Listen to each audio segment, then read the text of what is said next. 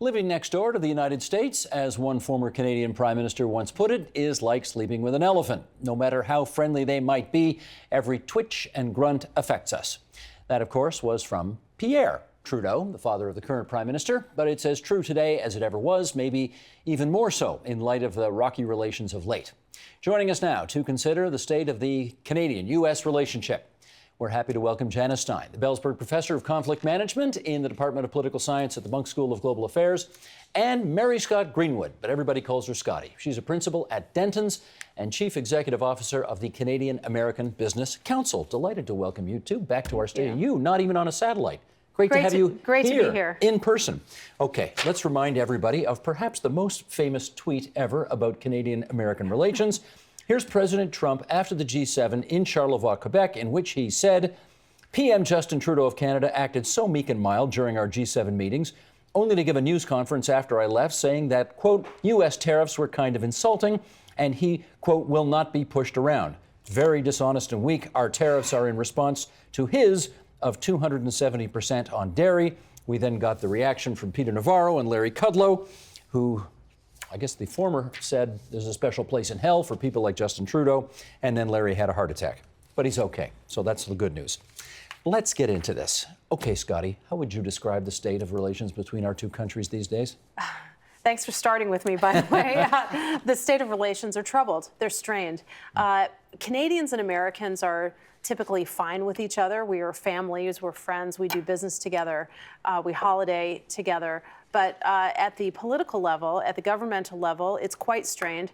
At the federal level, I would say governors and premiers, mayors and legislators all get along pretty well. I look forward to getting together with a group of American legislators in Winnipeg next month for the Council of State Governments. So I don't want to over-dramatize the tension. It's there. The economic tension is what bothers me the most as a business person. And at the top, it's pretty tough. It's been bad before, and we can talk about that. But it's strained. There's no doubt about it. Well, I mean, she's right. It has been bad before. We know that, Richard Nixon talked about Pierre Trudeau saying that a-hole. Yes. We know that John Diefenbaker and John F. Kennedy couldn't stand each other.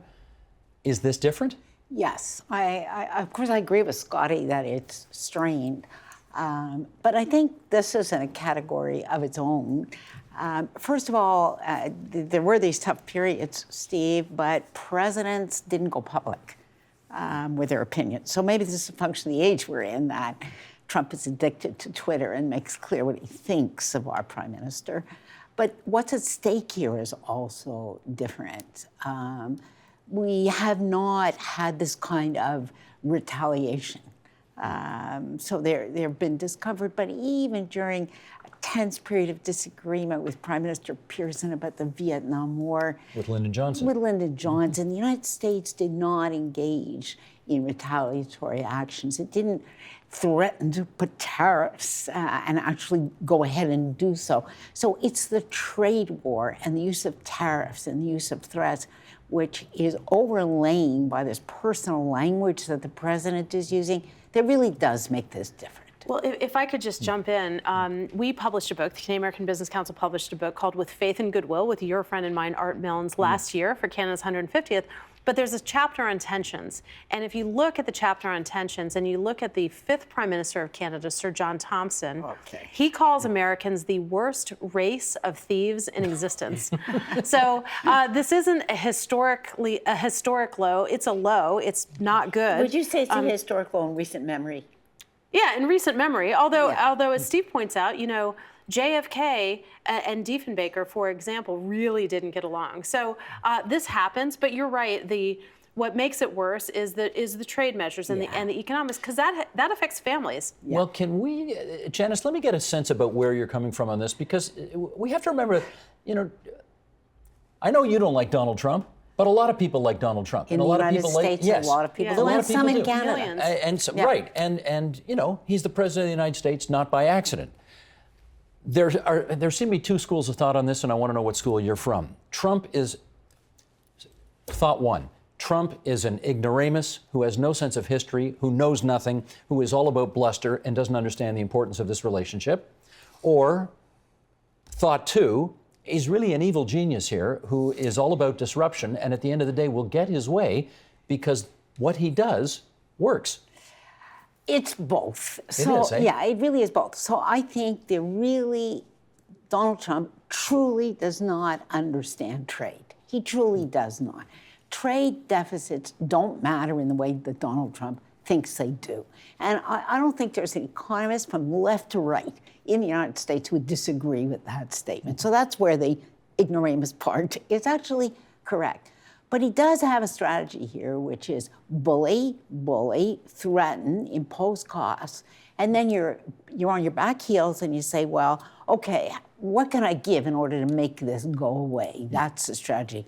But let's look at the performance, Steve. So far, if on any issue, it's not working, right? He's the one who made the concessions in the summit in Singapore to North Korea, not the other way around. In fact, he gave far more than he got.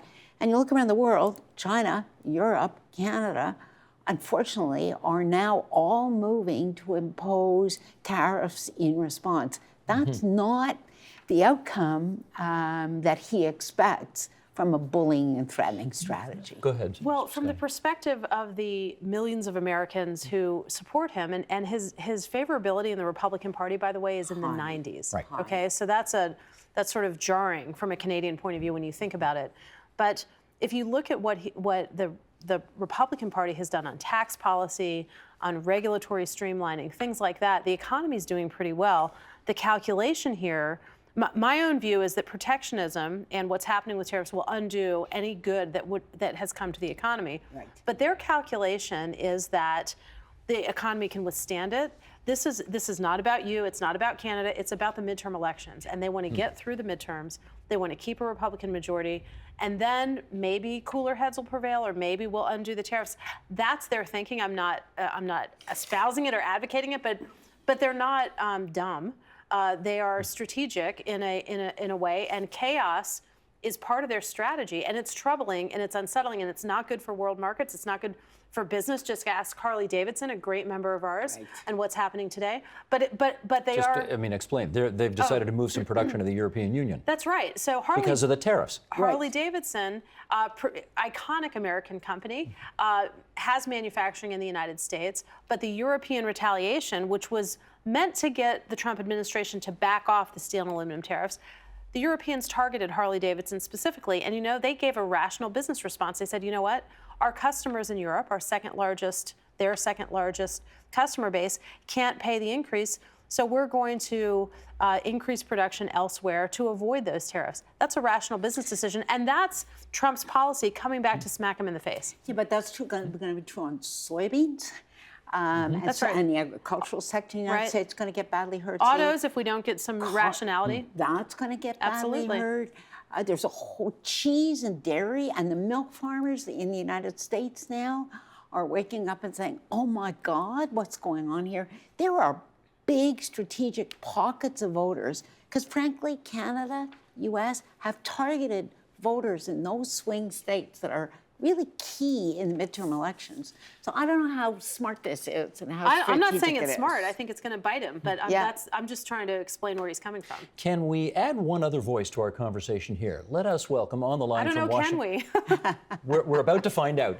We're going to add on the line from Washington, D.C., Charles Duran, the Andrew W. Mellon Professor of International Relations at Johns Hopkins University, joins us now. And Charles Duran, I'm going to put you to work right away by reading this excerpt from Lawrence Martin, who's one of the columnists in the Globe and Mail, and he had this to say not too long ago. Any hope of a removal of the steel tariffs seems gone. Now, if Ottawa doesn't bow and kowtow, it faces the threat of crippling auto import tariffs, not to mention the demise, given the failure of the renegotiation process of the Continental Free Trade Accord. The first order of business will be for him to try to set up a face-to-face with Mr. Trump. Peace talks are a priority. I wonder, Charles, whether you think Canada needs to make more concessions in areas that heretofore have been sort of off limits for this country, lest we get into a much bigger trade war that we just simply cannot win. What's your view on that? Well, first of all, hello, Janice. Hello, Scotty. It's great to be here with you. I must say that I have a somewhat different view from what has been expressed here. And it is this. I think this is a period of history that is unique. It is one in which we are trying to, quote, assimilate a huge rising power that is adopting a very different kind of philosophy of trade from liberal free trade. I call it neo-mercantilism. Of course, I'm talking about China. Now, I have to tell you, China is a country I have huge respect for what they've accomplished in terms of their growth and development. But they are now pursuing policies that are problematic. Example. The steel and aluminum situation is a direct result of the fact that they built up this industry very, very heavily, and then, of course, didn't need all of that production, so they have massive overproduction, and they're dumping this production on the world. All of these countries are trying to defend themselves against it. The United States is the biggest, richest, highly integrated market in the world, so it's the one everybody wants to get into. And the responses of tariffs are, in a sense, a desperate act, probably not likely to succeed. So specifically, the question about how Canada gets out from this, I have to say this. As far as Canada is concerned, I think the U.S. market is more important than any other country would find the U.S. market, and that's saying quite a bit.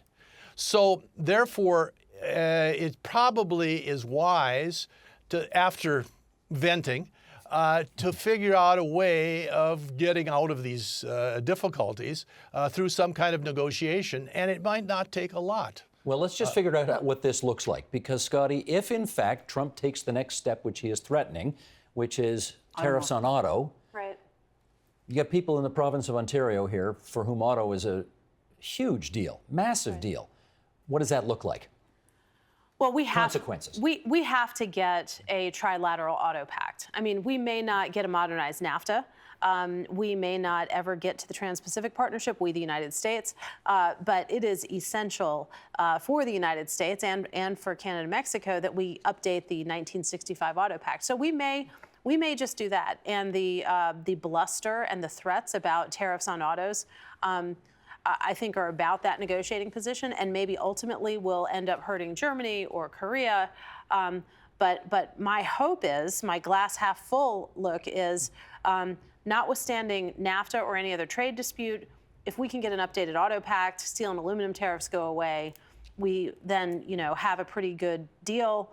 We limp along with the status quo until we have a different administration in Washington, and then we take a whole nother look at the NAFTA. The problem, though, is I agree with what Chuck said about the rise of China and how important that is, and that's a driver here. The other driver is the Trump administration's real desire to unravel the World Trading Organization. This is NAFTA is the first stop on the parade. WTO is next, and that is deeply impactful and consequential if they're successful, and that's something we have to look at. And Janice, to what end? Why does the President of the United States want to unfurl these agreements that have been in place in some cases for a few decades, in some cases for many, many, many decades?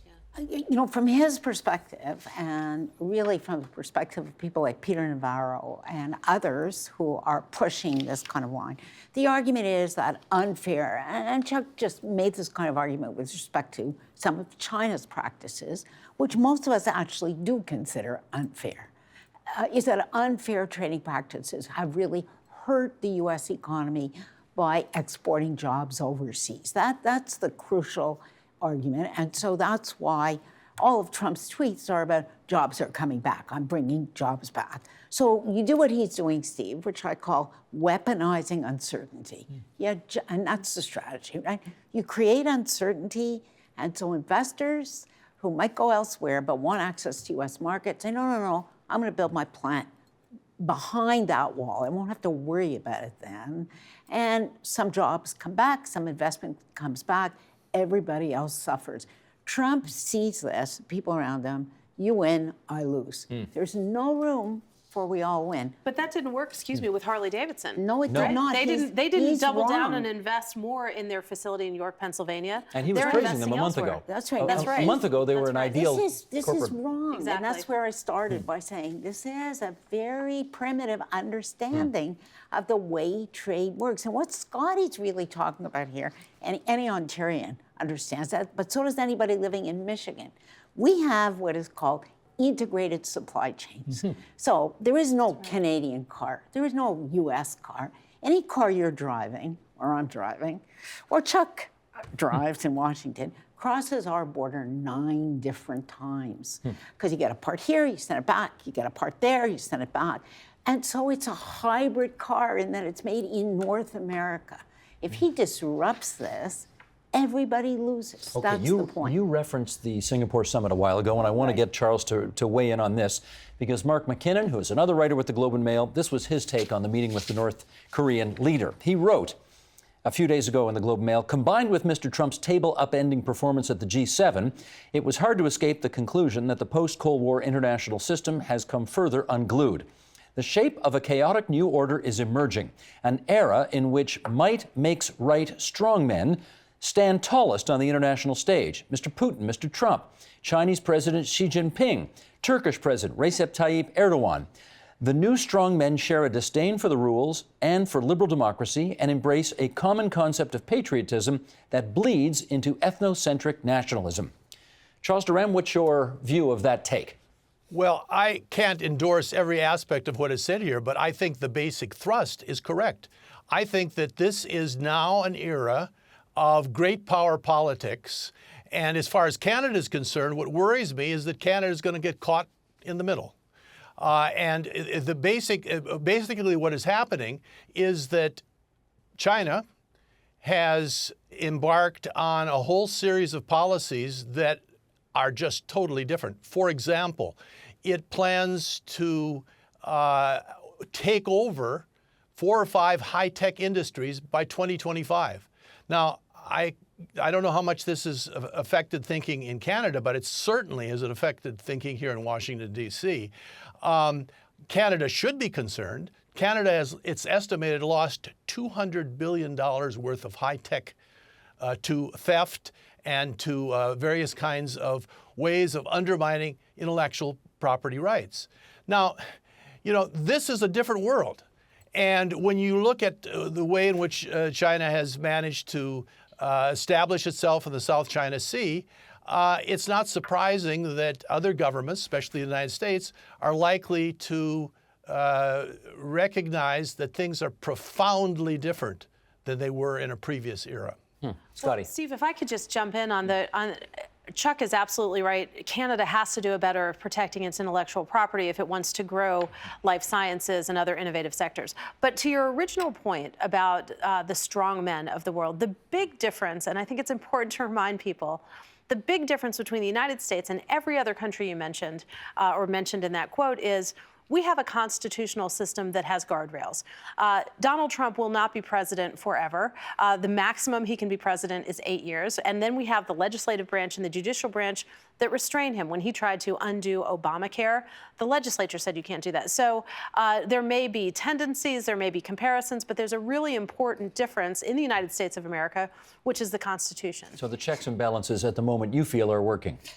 Well, they're being pressed, but that's our system. And nobody gets to stay in office forever, unlike, Turkey and China and everywhere else where people install themselves and consolidate power, and that's the end of the story.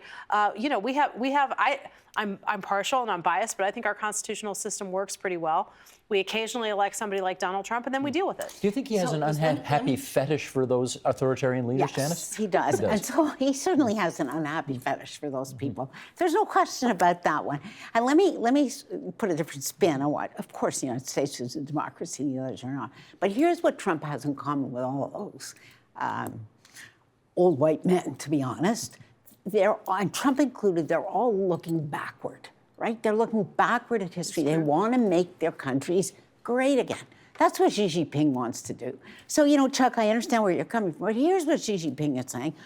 He's not going to steal. He says we're going to be the leaders in 3 or 4 crucial new sectors of technology by 2025, because you know what? China was a world leader in technology 200 years ago. We're going to be great again. That's what Russia's doing. That's what Erdogan is all about in Turkey. And that's the truly troubling part about world politics today, that the big countries are led by people who are looking backward rather than forward. You look at Trump's economic strategy, if you want to call it strategy, he is favoring 19th century industries, coal, at the expense of where the United States actually is in the lead, high tech, in semiconductors. That's what is so misaligned and misguided about his strategy. Charles? Well, yeah, I Charles, agree. please come in. I agree with that it looks as though he is trying to protect industries that have higher, relatively few people, and so on. But that's not what is at issue here. The bargain is to try to get the Chinese to back off on intellectual property theft and the squeezing out of foreign investment out of China. Canada So why is Canada involved? That's an excellent question. And the answer is that if you are going to pursue this broad strategy and you don't want to create a world war, you just want to get tough with a very strong challenger, you have to appear to be fair with other countries. Now, this is one of the embarrassing truths. Yeah. The issue, the things that have been challenged as far as Canada's are concerned are policies that really do challenge the liberal trade order. For example, the Bombardier plan to build a middle-sized plane. That's great. It's a great idea, except that he's using state funding to do it. If you're gonna move down that path toward industrial policy, you're going to turn the liberal trade order on its head. So the United States opposed that. The United States opposed the steel import situation and so on, even though the source of this was, I believe, on the Chinese side. But let me just complete this with one example. The United States discovered that Mexico, of all countries, is accounting for 6% of the steel of our steel imports. And how did that happen? Because one company has imported highly discounted steel from China.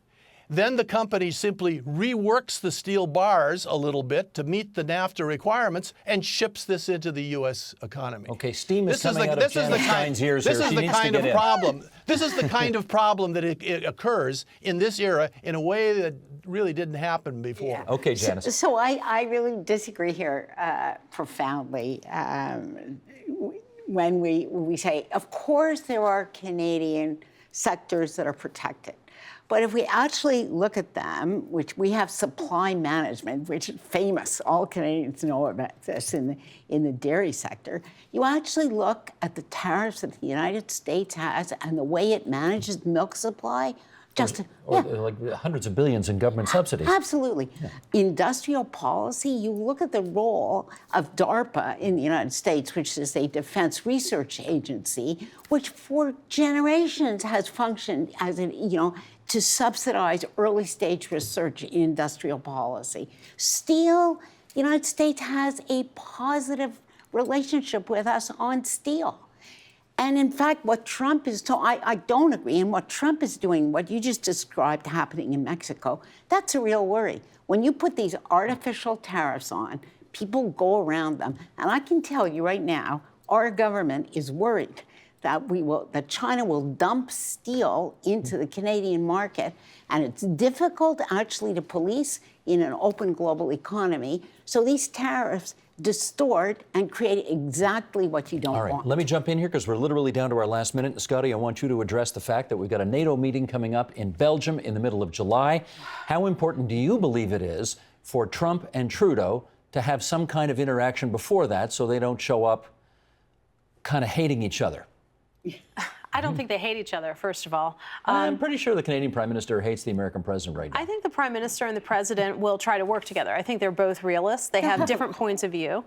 I'm not sure how important it is to tee up the meeting, because when you think about it, Charlevoix, everything was teed up pretty well. And in their joint bilateral, you remember, they were joking with each other, right? Oh, the tariffs are gone, NAFTA's fixed, it's amazing. And the U.S. was signing the agreement until the President's in Air Force One. So what matters is game day, game time, what happens, and whether or not they get together beforehand. I know people are working behind the scenes. Everybody has an awful lot of confidence in our Secretary of Defense, Secretary Mattis. Jim Mattis, so yeah. that's a good thing. And I think we just have to see what happens. And I should pull that You back. know, I have no idea. Hang on, we don't have any It's time not left. that but hard to arrange a call I on know. the telephone. I have no idea what Prime Minister Trudeau thinks of President Trump, but I think most Canadians think they know. So I just popped off there. I should take that That's back okay. in.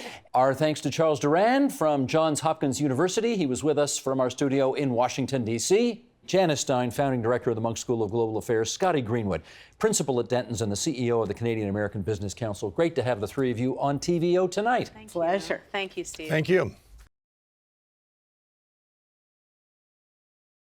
The Agenda with Steve Bacon is brought to you by the Chartered Professional Accountants of Ontario, helping businesses stay on the right side of change with strategic thinking, insightful decisions, and business leadership. Are you on the right side of change? Ask an Ontario CPA.